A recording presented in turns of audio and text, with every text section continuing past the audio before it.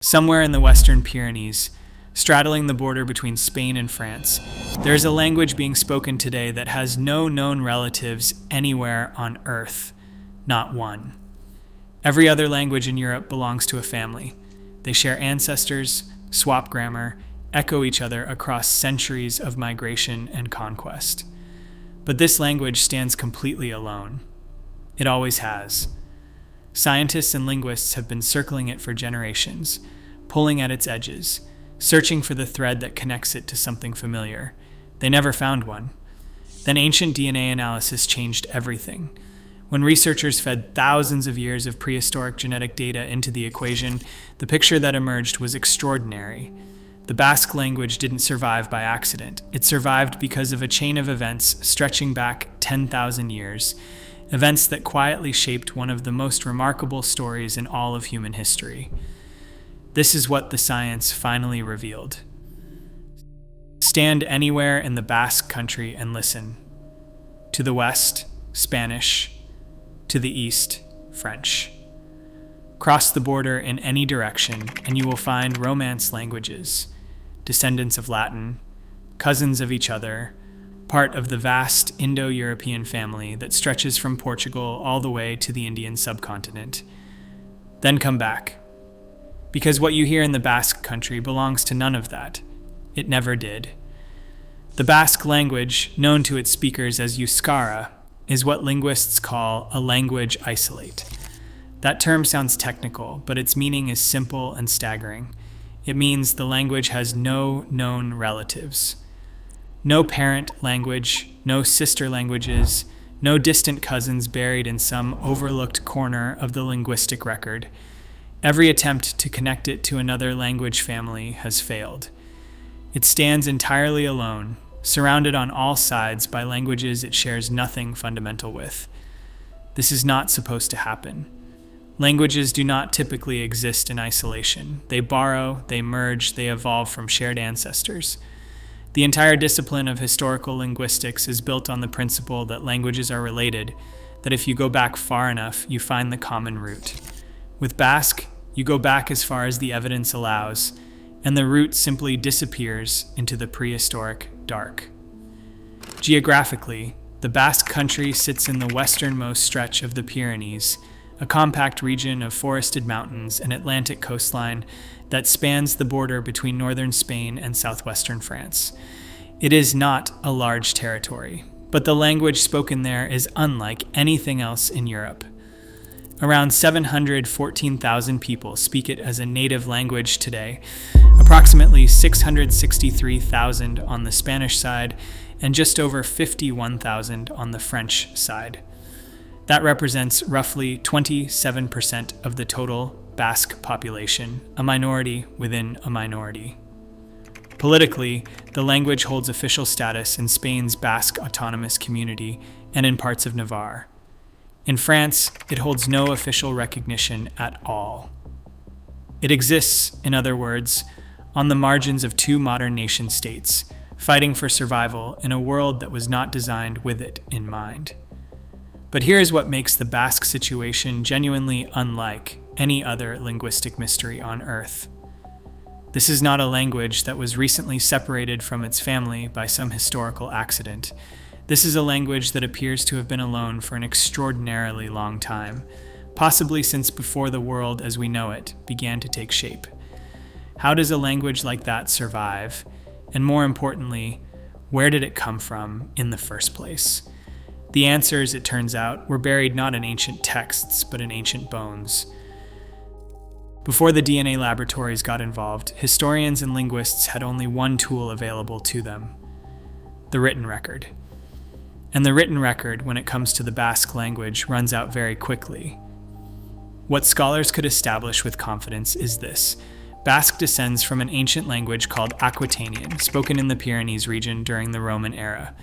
We know this because of inscriptions, names of people and deities carved into stone across what is now southern France and northern Spain.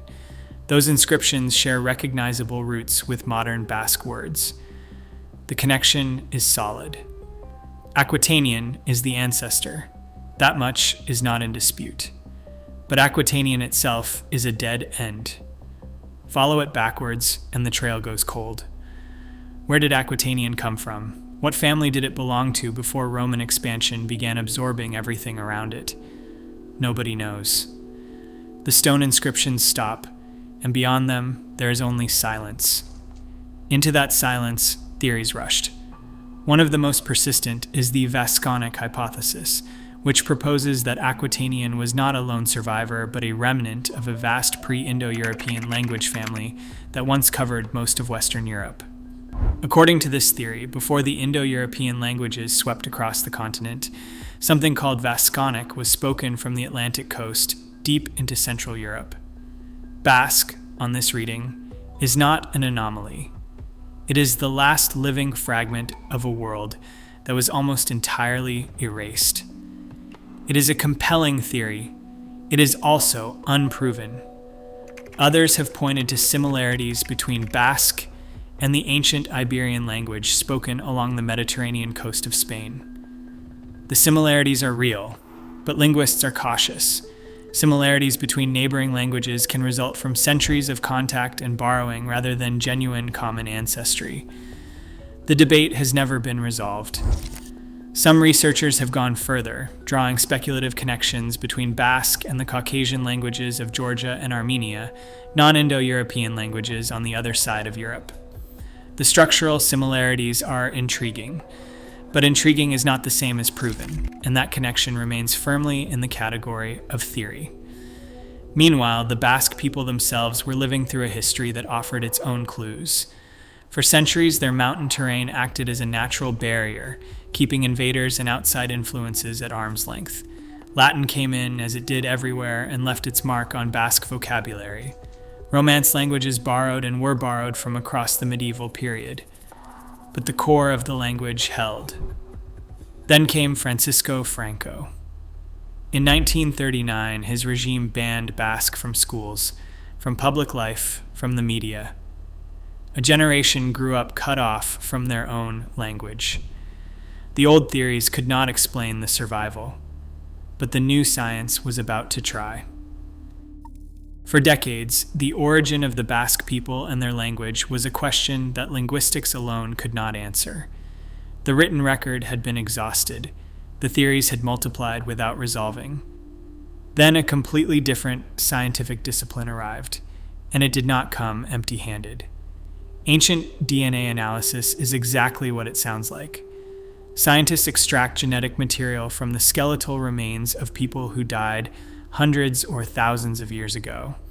They sequence that material, compare it against other ancient and modern genomes, and build a detailed picture of who those people were, where they came from, and how they were related to the populations living today.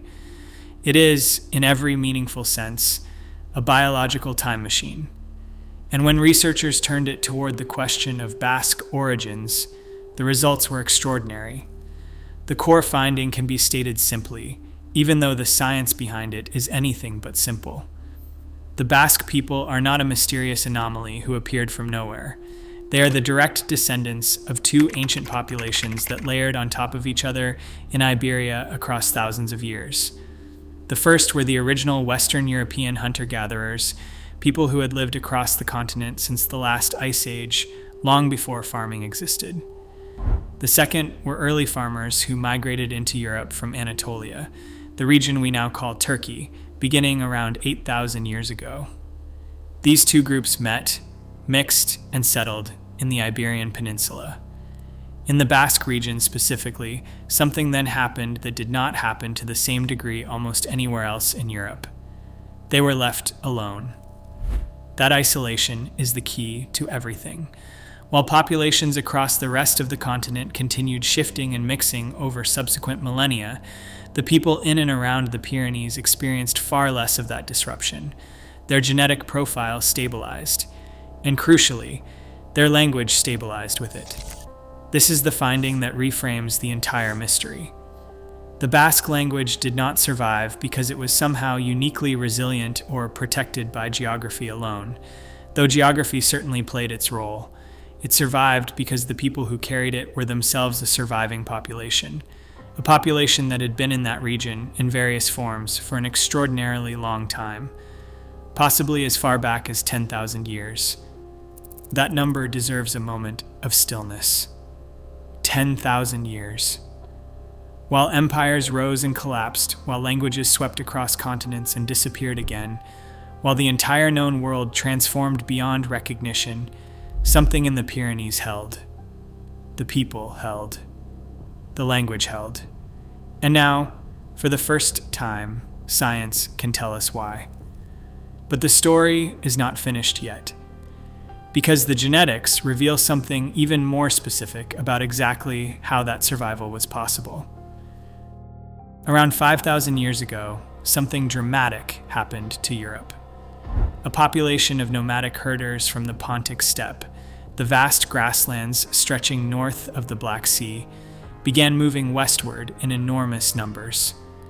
These were the Yamnaya people, and they did not simply migrate. They transformed the continent. Within a few thousand years, the Yamnaya and their descendants had spread their genes, their culture, and their languages across most of Europe. The Indo-European language family, which today includes English, Spanish, French, German, Russian, and dozens of others, almost certainly traces back to this expansion. Wherever the Yamnaya went, the populations already living there were absorbed, displaced, or genetically overwhelmed. The hunter-gatherers and early farmers who had built Europe's first civilizations left behind monuments of stone, but their languages, with one extraordinary exception, vanished entirely. That exception was the Basque region. Ancient DNA studies comparing modern Basques against their Spanish and French neighbors have produced a finding that is as clear as it is remarkable. Modern Basques carry significantly lower levels of Yamnaya steppe ancestry than virtually any other population in Western Europe. The genetic signal of that massive Bronze Age migration, which reshaped the DNA of almost everyone else on the continent, is present in the Basque genome. But it is muted, reduced, as if the wave broke against the Pyrenees and lost much of its force before it could penetrate fully. This is not just an interesting genetic footnote. It is the biological explanation for linguistic survival. The people who kept their genes relatively separate also kept their language. When a population is absorbed into a larger incoming group, they typically adopt the language of that group within a few generations. It has happened repeatedly throughout human history. But when a population maintains its genetic continuity, it tends to maintain its linguistic continuity as well. The Basque region did both. The geography made it possible. The Pyrenees are not merely a scenic backdrop. They are one of the most formidable natural barriers in Europe, a wall of peaks and deep valleys that channeled migration around rather than through the Basque heartland. The steppe migrants who flooded the rest of the continent found easier routes. The Pyrenean communities were not untouched, but they were touched far less than almost anywhere else. What survived as a result is not simply a language. It is a grammatical and phonological system that preserves, in living form, the linguistic logic of a pre-Indo-European world. A world that existed across much of Europe before the Yamnaya expansion erased it. The Basque language is not a relic, it is a window, and what it shows us, once you know how to look, is extraordinary. The genetic evidence tells us who the Basque people are and where they came from, but the language itself has been quietly carrying the same message for 10,000 years. You just have to know how to read it. Start with the structure. Basque is what linguists call an ergative, absolutive language. That means it divides sentences differently from anything in the Indo-European family. In English, and in every Indo-European language, the subject of a sentence is treated the same way, regardless of whether the verb has a direct object or not. The man walked. The man saw the child. In both cases, the man is the subject, and the grammar treats him identically. Basque does not work that way. In Basque, the noun changes its form depending on whether the action it performs affects something else. The man who sees the child takes a different grammatical marker than the man who simply falls. That marker, a hard K sound attached to the end of the noun, is called the ergative case. It has no equivalent in any surrounding language. It belongs to a different grammatical universe entirely. This is not a quirk. It is a structural fossil. Ergative languages exist in other parts of the world, in the Caucasus, in parts of South Asia, in certain indigenous languages of the Americas. But in Western Europe, Basque stands alone. Its grammar is the grammar of a world that preceded the Indo-European expansion, a world whose other languages were swallowed so completely that not even their structures survived, except here. Look further and the evidence deepens. Basque is agglutinative, meaning it builds meaning by stacking suffixes onto a root word, rather than using separate words or changing the root itself. The definite article is not a separate word placed before a noun, as in English or French. It is a suffix attached to the end. The entire architecture of the language, the way it assembles meaning, the way it marks relationships between words, operates on a logic that has no Indo-European equivalent. And yet, the vocabulary tells a different story. Basque is full of Latin borrowings, Romance loanwords absorbed across centuries of contact with the surrounding world. The word for book, liburu, is recognizably Latin. Dozens of everyday words carry the fingerprints of languages that arrived long after Basque was already ancient. The vocabulary adapted. The skeleton never did. That skeleton is now preserved in a standardized form called Euskara Batua, developed in the 1960s to bridge the 5 main dialects and give the language a unified written form. It was an act of deliberate rescue. Because what is preserved in that grammar is not just a linguistic curiosity, it is the last living record of how Europe once thought. The science is settled, the mystery is solved, and yet the language that unlocked 10,000 years of human history is still fighting for its life. Today, only around 27% of people in the Basque country speak Euskara. In a region of nearly 3 million people, that means roughly 2 million have grown up without access to the very thing that makes their culture irreplaceable. That is not an accident of history. It is the direct consequence of a deliberate campaign to destroy it.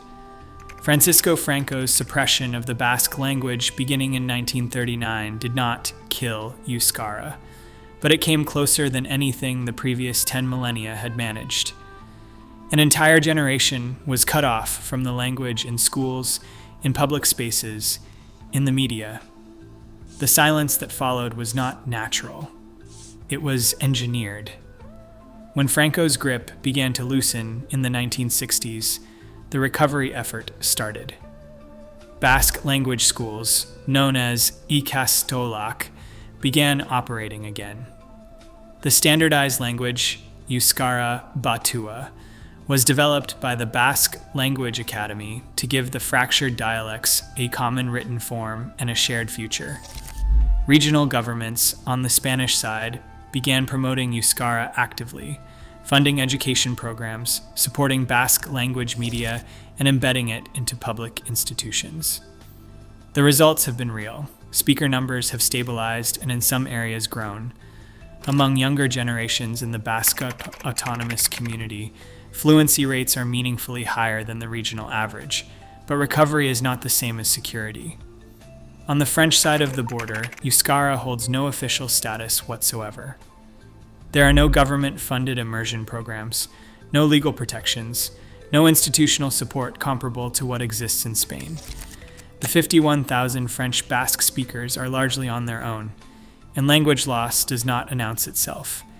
It happens quietly, one generation at a time, as children grow up choosing the language of wider opportunity over the language of their ancestors.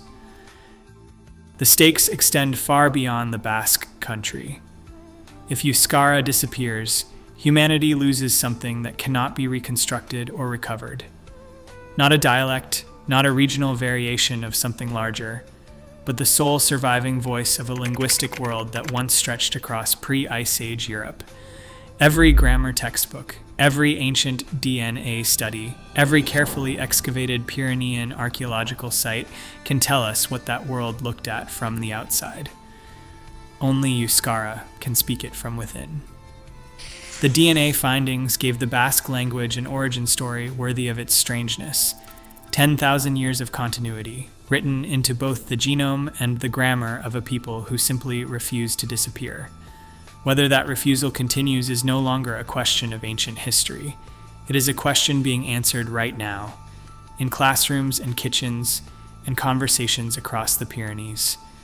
10,000 years is an almost impossible number to hold in the mind. Empires that felt permanent dissolved within centuries. Languages that once dominated continents are today known only to specialists.